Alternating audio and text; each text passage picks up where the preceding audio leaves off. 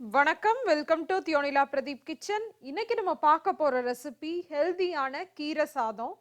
கீரையை அப்படியே கூட்டா பொரியலா சாப்பிட்றத விட இந்த மாதிரிலாம் கீரை சாதமா செஞ்சு கொடுத்தீங்க அப்படின்னா குழந்தைங்க வந்து கொஞ்சம் விரும்பி சாப்பிடுவாங்க. இப்போ வாங்க இந்த ஹெல்தியான கீரை சாதம் எப்படி பண்றதுன்னு பார்க்கலாம். இப்போ பார்த்தீங்க அப்படின்னா கீரை சாதம் பண்ணுறதுக்கு ஃபஸ்ட்டு வந்து நம்ம கீரையை அரைச்சிக்கணும். அதுக்கு வந்து ஒரு மிக்சி ஜாரில் 2 இன்ச் அளவு இஞ்சி, 2 பல்லு பூண்டு, காரத்துக்கு 2 பச்சை மிளகா இதெல்லாமே சேர்த்துக்கோங்க. சேர்த்துட்டு கீரையை நல்லா கழுவி வச்சுருக்கேன், அதை சேர்த்துக்கலாம். இது வந்து பார்த்தீங்க அப்படின்னா ஒரு 200 கிராம் அளவு கீரை இருக்கும். கொஞ்சம் கொஞ்சமாக சேர்த்து அரைச்சி எடுத்துக்கலாம். நல்லா பேஸ்ட்டாக அரைச்சிக்கோங்க. இந்த மாதிரி நல்லா பேஸ்ட் ஆனதுக்கு அப்புறமா இதை எடுத்து தனியா வச்சுட்டு இப்போ நம்ம கீரை சாதம் பண்ண ஸ்டார்ட் பண்ணிடலாம். இந்த கீரை சாதம் பண்றதுக்கு நம்ம நார்மல் சாப்பாட்டு அரிசியிலையும் பண்ணலாம், அப்படி இல்லைன்னா பாஸ்மதி அரிசியிலையும் பண்ணலாம். நான் இன்னைக்கு வந்து 3/4 கப் அளவு பாஸ்மதி ரைஸ் எடுத்திருக்கேன். இதை நல்லா கழுவிட்டு ஒரு 20 நிமிஷத்துக்கு முன்னாடியே நல்லா ஊற வச்சுக்கலாம். இப்போ ஒரு ப்ரெஷர் குக்கர் வச்சுட்டு அதில் வந்து 1 டேபிள் ஸ்பூன் அளவு எண்ணெயும் சும்மா 1 டீஸ்பூன் அளவு நெய்யும் சேர்த்துக்கோங்க. அதில் ஒரு சின்ன துண்டு பட்டை, 2 பிரியாணி இலை, ஒரு 1/4 டீஸ்பூன் அளவு சீரகம் சேர்த்து தாளிச்சுக்கலாம். அடுத்து வந்து இது கூட வந்து பார்த்தீங்கன்னா ஒரு பெரிய வெங்காயத்தை நீல வாக்கில் நறுக்கி வச்சுருக்கேன், அதையும் சேர்த்துக்கலாம். வெங்காயத்து கூடவே பார்த்தீங்கன்னா தேவையான அளவு உப்பு சேர்த்துட்டு வெங்காயத்தை நல்லா வதக்கிக்கோங்க. வெங்காயம் இந்த மாதிரி வதங்கினதுக்கு அப்புறமா நம்ம அரைச்சி வச்சிருந்தோம் இல்லையா அந்த கீரை பேஸ்ட், அதை இதோட சேர்த்துக்கோங்க. சேர்த்துட்டு அப்படியே அது ஒரு 2 நிமிஷம் வதங்கட்டும். இந்த மாதிரி கொஞ்ச நேரம் 2 நிமிஷம் வதக்குனதுக்கு அப்புறமா வந்து நம்ம இதில் காய் சேர்த்துக்கலாம். நீங்கள் உங்களுக்கு விருப்பமான காய் எல்லாமே சேர்த்துக்கலாம். உருளைக்கிழங்கு, பச்சை பட்டாணி, அப்புறம் பீன்ஸு, இந்த மாதிரி காயெல்லாம் சேர்த்துக்கலாம். நான் இன்னைக்கு வந்து பச்சை பட்டாணி வந்து ஒரு 1/4 கப் சேர்த்துருக்கேன். அது கூடவே வந்து பார்த்தீங்கன்னா சும்மா ஒரு 2 ஸ்பூன் அளவு துவரம்பருப்பு சேர்த்துருக்கேன். நமக்கு பருப்புலேருந்து ப்ரோட்டீன் நிறையா கிடைக்கும் இல்லையா, ரொம்ப சத்தாகவும் இருக்கும். அதுவும் இல்லாமல் கீரையோட பருப்பு சேர்ந்தாவே டேஸ்ட் நல்லாயிருக்கும்.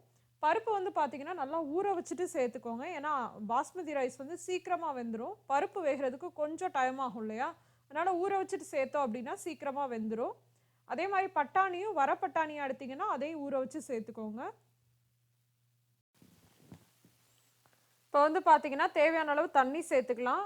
1 கப் பாஸ்மதி ரைஸ்க்கு 1.5 கப் அளவு தண்ணி சேர்க்கணும். இது வந்து பார்த்தீங்கன்னா 3/4 கப் ரைஸு, ஸோ அதுக்கு வந்து 1.25 கப்பாச்சு சேர்க்கணும். இங்கே ஆல்ரெடி வந்து தண்ணி வேற கீரையிலேருந்து வந்திருக்கு, ஸோ அதனால வந்து நான் ஒரு 1/2 கப் அளவு தண்ணி மட்டும்தான் சேர்த்துருக்கேன். சேர்த்துட்டு தேவையான அளவு உப்பு சேர்த்துட்டு நம்ம ஊற வச்சுருக்கோம் இல்லையா அந்த பாஸ்மதி அரிசியை இதில் சேர்த்துடலாம். பாஸ்மதி ரைஸ் வந்து பார்த்தீங்க அப்படின்னா ஒவ்வொரு ரைஸ் பிராண்டை பொறுத்துமே வந்து அதோட குக்கிங் டைம் வந்து லைட்டாக வேரியாது. எனக்கு வந்து ஒரு சில பிராண்டில் வாங்குகிற ரைஸ்க்கு வந்து 2 கப் அளவுக்கு கூட தண்ணி தேவைப்படும். ஒரு சில பிராண்டுக்கு வந்து 1.5 கப்லேயே வந்து 1.5 கப் அளவு தண்ணி இருந்தாவே போதுமான அளவு தான் இருக்கும். அதனால் நான் எப்போயுமே ஃபர்ஸ்ட் டைம் வந்து ஒரு புதுசாக அரிசி வாங்குறேன்னா அப்போ மட்டும் வந்து தண்ணியோட அளவு வந்து எப்படி ஆகுது அப்படின்றத நோட் பண்ணி வச்சுட்டு அதுக்கு தகுந்த மாதிரி வந்து அடுத்த தடவை தண்ணி ஊற்றுவேன். இப்போ அரிசி எல்லாத்தையுமே சேர்த்ததுக்கு அப்புறமா நல்லா கலந்து விட்டுட்டு இப்போ இதை நம்ம மூடி வச்சு ஒரு விசிலுக்கு வேக வச்சு எடுத்துக்கலாம். அப்படி இல்லைன்னா ஆவி வந்ததுக்கு அப்புறமா விசில் போட்டு கரெக்டாக சிம்மில் வச்சு 10 நிமிஷத்தில் ஸ்டவ் ஆஃப் பண்ணிடலாம். இந்த மாதிரி மெத்தடில் குக் பண்ணுறப்ப பாஸ்மதி அரிசி ஒன்றோட ஒன்று ஒட்டாமல் நல்லா வெந்து வந்திருக்கும். இப்போ ப்ரெஷர்லாம் நல்லா அடங்கினதுக்கு அப்புறமா இதை ஓப்பன் பண்ணி பார்த்துடலாம். பாருங்கள், நல்லா சூப்பராக வந்து கீரை சாதம் ரெடியாக இருக்குது. இதை வந்து கரண்டியோட பின்பக்கமாக வச்சு நல்லா மிக்ஸ் பண்ணி விட்டுருங்க. பாஸ்மதி ரைஸ்லாம் ஒன்றோட ஒன்று ஒட்டாமல் பார்க்குறதுக்கே அவ்வளோ நல்லா இருக்கு இல்லையா, டேஸ்ட்டும் ரொம்ப நல்லா இருக்குங்க. இப்போ இதை வந்து நம்ம சர்வ் பண்ணிடலாம். சுவையான கீரை சாதம் சூப்பராக ரெடி ஆயிடுச்சு. இது கூட ஒரு ரைத்தா மட்டும் இருந்துச்சுன்னா போதுங்க, இல்லைன்னா பொட்டேட்டோ ஃப்ரை இந்த மாதிரி காரமாக இது கூடயாச்சும் கூட நீங்கள் சர்வ் பண்ணலாம். ரொம்ப சூப்பராக இருக்கும். லஞ்ச் பாக்ஸுக்கு நீங்கள் கொடுத்து விடலாம், ரொம்ப நல்லா விரும்பி சாப்பிடுவாங்க.